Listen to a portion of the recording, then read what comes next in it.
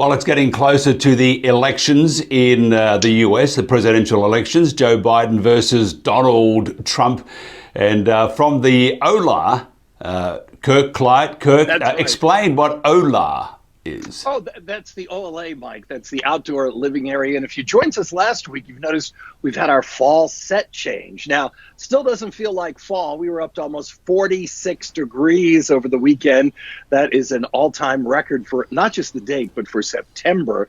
They were into the low 50s in Death Valley. Not as warm as last month, when it was 54.4, one of the hottest temperatures ever recorded on planet Earth. But the cooler weather, hopefully, will be here soon. And of course, we're getting set for fall. And being in a Hispanic neighborhood, we also have to get set for Dia de Muertos. My Spanish is still terrible. Dia de Muertos. It's Day of the Dead. Now, you know, one thing about living, I love these guys. See, we've got them here for you. It is an amazing festival that takes place in Mexico, end of October into November, where it honors the dead, the Day of the Dead. And, you know, living here in a predominantly Hispanic neighborhood for now into my 6th year, my Spanish, I still only know poco palabras, just a few words. So it's given me a lot of empathy for immigrants that come over because, you know, for so long people say, speak English, it's America, speak English. It's not that easy. It's not that easy. Even Spanish, not as tough a language to learn as English. So I have real empathy for folks, especially that come over as an adult, as immigrants that have a little bit of trouble immersing themselves with the English language, because I should be able to speak Espanol by now. Now, Day of the Dead, just before we get into it, that actually is probably Joe Biden's next election rally. Now, before I give you a chance to reply to that one. Let's talk about Day of the Dead with Joe Biden. What the Republicans did over the weekend. You know, of course, Sunday, they claimed that Trump, the evangelicals, Trump was on the golf course. Joe Biden was in church, and then he went out into the cemetery, and the reporters were saying, Mr. Vice President, talk to you, as reporters are known to do, as I have done in the past, and he didn't pay any attention to him. So the Republicans tweet this out as Joe Biden out of touch, not communicating with the media. He was in that cemetery to go pay respects to his son while his son was buried there. These are the kind of little small political dirty tricks that America has never seen really before, except for the last decade. And hopefully we're reaching a crescendo with it as we do head into this election. And there will be a period of recovery for our nation after the election. But the future is unwritten, unfortunately. Okay, you need next time to have a wizard hat on. But because you can tell the future, you told me you can. You said Joe Biden's going to win. Anyway, moving along from Disneyland my turn now. Moving along, the latest crazy things happening in the US. Oh, well, you know, you have a situation where Trump is into this boat parade situation now. They had one on a lake outside of Austin, and they weren't paying no attention to the wakes from some of the larger boats with all these flags. So 5 Trump boats in the Trump flotilla sunk.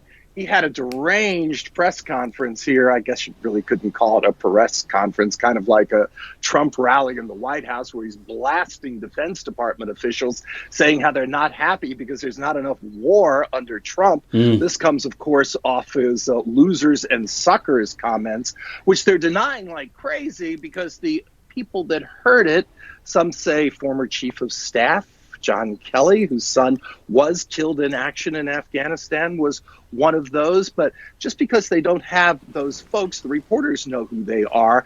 They're saying, oh, it can't be true. But of course, remember back, say, 2011, 2012, Trump had plenty of informed sources telling him that Barack Obama was not born in the United States. So all kinds of interesting things there. New York Times just out with a big expose about how Trump is running out of money. In the last year, they burned through $800 million, including some ego boosters for Donald, like that Super Bowl ad that cost $11 million, and some really interesting incidental expenditures. Of course, you may remember back in 2012, Mitt Romney got dinged really hard about the 47% that'll never vote for him. That was somebody recording in a private fundraising gathering.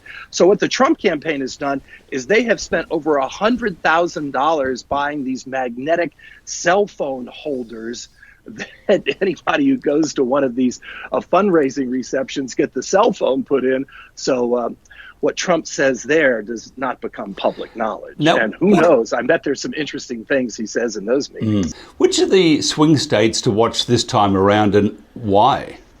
Well, you've got a situation here, Mike, where you go back to 2016, and you got to remember the people that swung the election.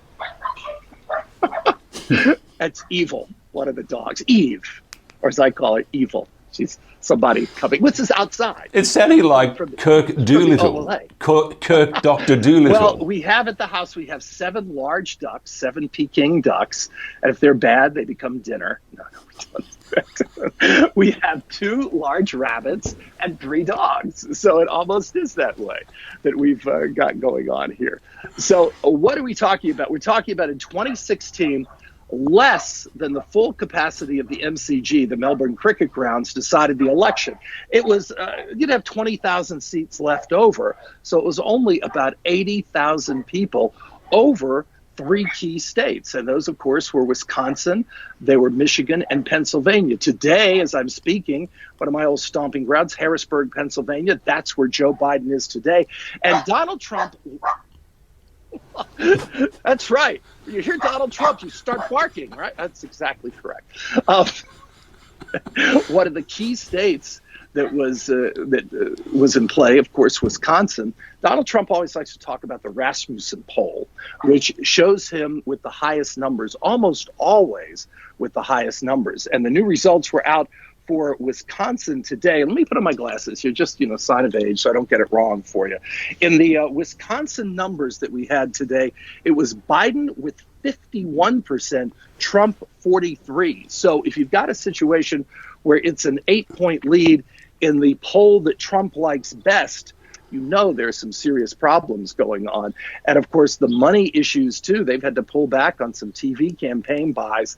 So it would be truly remarkable for Trump to pull out Wisconsin. And of course, that Kenosha situation where they had the kid that killed the 2 people, you had the cops shoot the guy in the back, that law and order campaign, at least for those folks in Wisconsin, that seems to be backfiring because they're saying this is the way America would be under Joe Biden.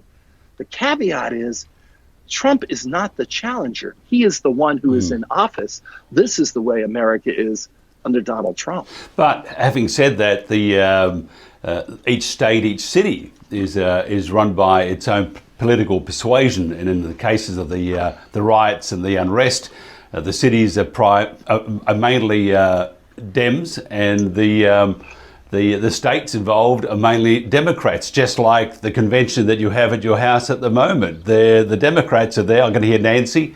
I'm going to hear Pocahontas in the background. Now, look, we must let this frivolity... Let's talk about what you're saying there.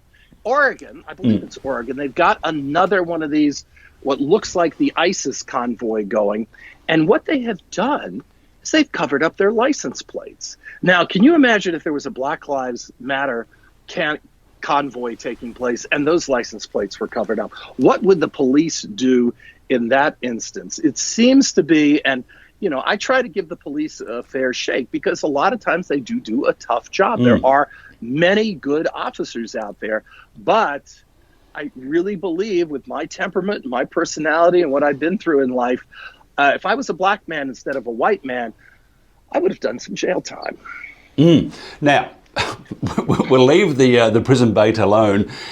What is the latest? Now, what's the latest on the presidential debates? Chris Wallace, a Democrat, works at Fox, is the moderator for the first debate. How are the moderators chosen? And secondly, as a second question, can you see, or maybe yourself, as a moderator, No, or if not, no. the dogs or the ducks or the rabbits you have at your house. The dogs, ducks, and rabbits. Well, I don't know your fact checking there on Chris Wallace being a Democrat, but yes, that debate is He coming up on the is. 29th. He leans to the left. All right, now we're at the bottom of your screen, Mike. Let's see a fact check on that fact. No, I can't. The ducks ate it. I'm sorry, I had it, but the ducks ate it. I think in some ways the argument can be made that clearly over the past few years, because of that hard push to the right that Fox News has had, because they live and die by the ratings. What some people may not know is every day there are ratings. Back in the Stone Ages, when you and I started out in broadcasting, ratings basically came out every quarter. Now, there's some exceptions to that, but every quarter. Now there are ratings every day. And so you can tell, for instance, what is happening on Fox with the Democratic convention. The viewers are turning it off. They're turning it on for the Republican convention. So there is a tremendous amount of pressure to keep those viewers watching on Fox. And generally speaking, they have kept their base in place. So it could be argued that it's kind of insulting to the what I would call more traditional media to have Chris Wallace be the initial questioner for the debate. But that is the way it is, and I think he will probably do a competent job. This will happen on the 29th. There's still some stuff up in the air, like, for instance, Trump wants them to have drug tests. I think Biden ought to say, let's go for it, like athletes do at the Olympics. Let's have a drug test. That would be fascinating. But again, what took place. And I am still not 100% convinced that these debates will take place, because you've got something like Michael Cohen. Michael Cohen's new book out this week, Disloyal. It's #1 on the Amazon bestseller list. And he talks about in there how his real fear is that Donald Trump will do anything to stay in power, including start a war, and there may not be a peaceful transition to 2021 in January. So if things get worse for him, Trump may claim he's distracted, he's working on this miracle vaccine, and they may not be the debates. But if there are, what we've got is, of course, September the 29th in Cleveland. Then we have the vice presidential debate. Oh, my, that is going to be amazing. USA Today print journalist here, Susan Page, she is going to host that Wednesday, October the 7th, about 5 hours from me, the University of Utah in Salt Lake City. Oh, Mike Pence doesn't know what he's in for against Kamala. Then you've got the second debate, which is October the 7th. That's the vice presidential debate. The second presidential debate a week later should be a town hall. Now, if that's going to come off, we don't know.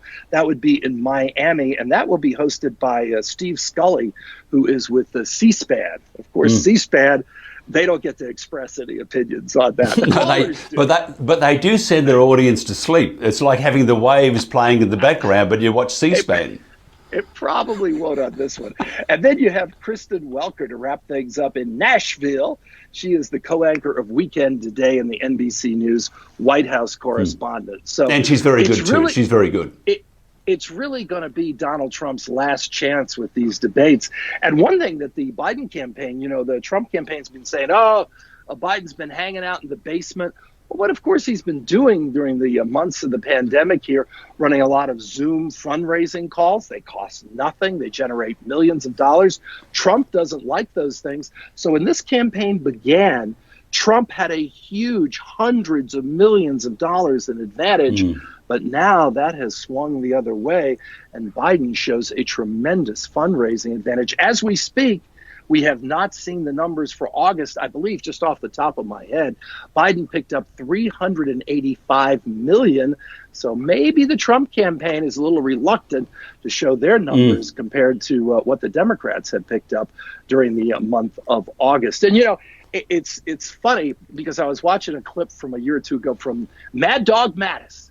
And believe me, I would much rather have James Mattis in control of the finger of the atomic trigger than Donald Trump. He, of course, was the Marine general who went on to become the Secretary of Defense, who Trump said was one of the most overrated generals ever. He had a great comment in a roast. He would say, the only military figure, actually he's not a general, a colonel, the only military figure that Trump likes It's Colonel Sanders. And that's a great way to finish up. Say hello to the ducks. Tell them that if they make any more noise, duck confit is a very delicious dinner. I wish I could give you some eggs. I wish I could just take some eggs and give them to you through the screen. Although it's been so hot this summer, egg production has been way down because those girls, they don't like it when it's over 45. They're like, they want to chill. But no eggs, but you've given us pearls of wisdom. Kirk Clyatt from Vegas, the land of gambling. Thank you very much. Not anymore. Bye.